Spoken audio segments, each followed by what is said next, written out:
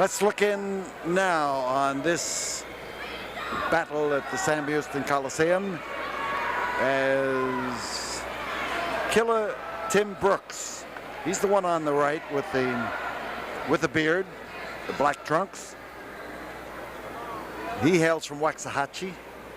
You know his style well, and he's good. And the man who rolled out of your picture is Chavo Guerrero, who returns after an extended stay on the West Coast and goes in behind to try to maneuver Tim Brooks. Nice work as he gave him a backdrop in there that worked, and comes up with an arm bar. Now Tim, who comes from a wrestling family, is a tough cookie. He's the kind of a guy you can expect to have a tough time with. He's going to try to manhandle you. He's going to try to out-wrestle you if he gets the chance. And right now he is caught in a wing lock, and that wing lock could force him into his first overt act of the match. Referee is Nick Kozak. The time limit in this match is 1 fall, 15 minutes or less, and Brooks, out of the goodness of his heart that time, gave Chavo a chance to get away from the ropes.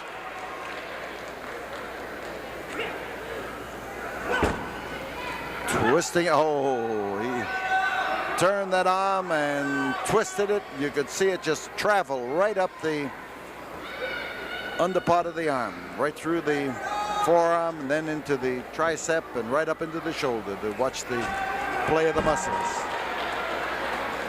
Leg scissor, and he comes up with a bar toe hold.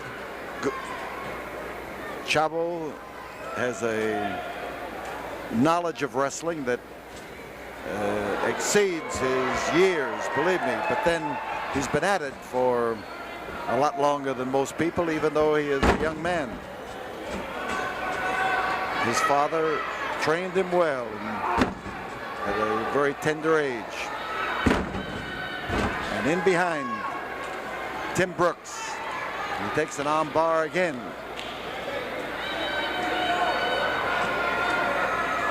So Chavo knows a predicament when he sees it. You see the whirling around to try to get all of his muscles going in the same direction. Whoops! Between the arm bar and the grip on the hair, why he was able to take him off balance, and that's the secret in taking a man down. We want to wish David Rogers, who was 11 years old, celebrating his birthday here tonight. We want to wish him a happy birthday and thank him for coming to Houston Wrestling for his birthday celebration. Thank you, David. A lot more happy birthdays to you.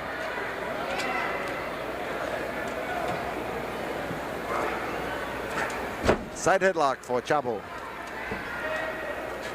That grip is in position. He's got that forearm just under the ear, and well, he had it. If you speak slowly, sometimes the grip is liable to change 2 or 3 times with men who know what they're doing out there, and they do. And Tim Brooks sets up Chavo Guerrero. Well, Tim is a changed man.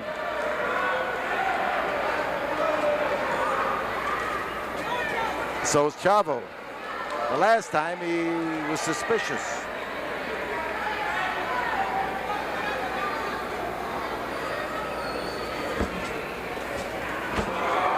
Nice move, and it brought a loud involuntary grunt out of Tim Brooks. Chavo is a master at some of the more intricate moves out there. He favors them. He likes the idea of being able to show fans wrestling at its superstar best, and he's one of the best. Tim Brooks, a little bit mad because of the caught in that hole. The 5-minute mark has been called, and that's the first time that Tim Brooks has really uncorked what is his specialty.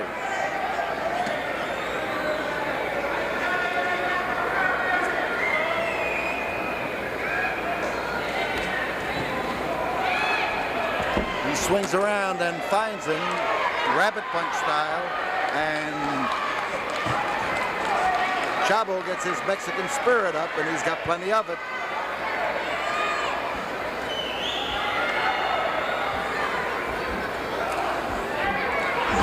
Oh, he laid it in there.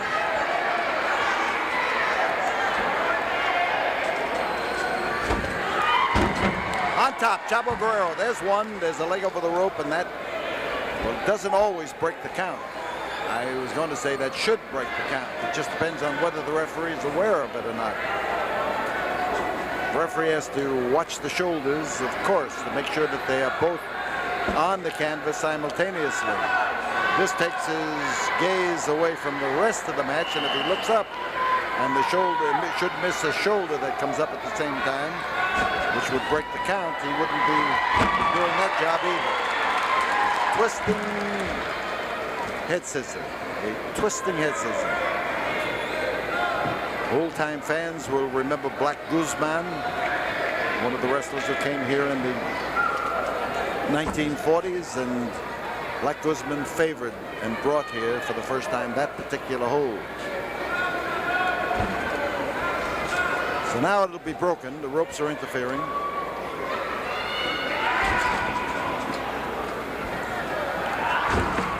This is where Brooks is tough.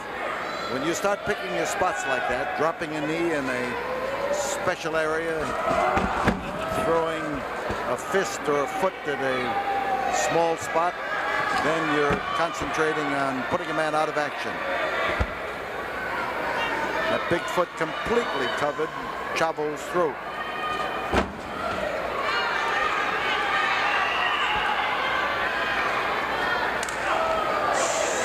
Hit him and hit him hard.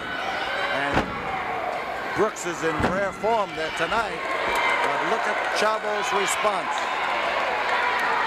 Next Friday night, Chavo Guerrero will face Manny Fernandez here in the Sam Houston Coliseum.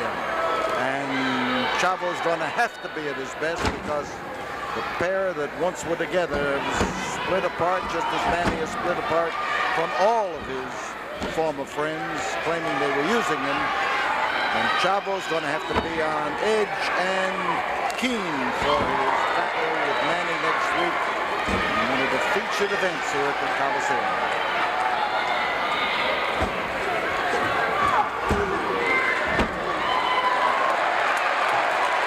Chavo is dangerous from either end, heads or tails.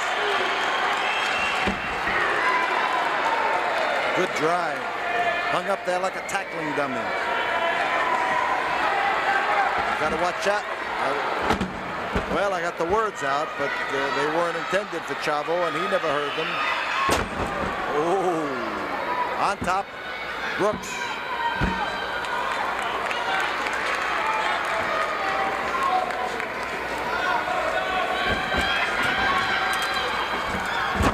Chavo that time, I think, was able to break his fall, although it's not always a good idea, but he didn't break it enough. There's two, and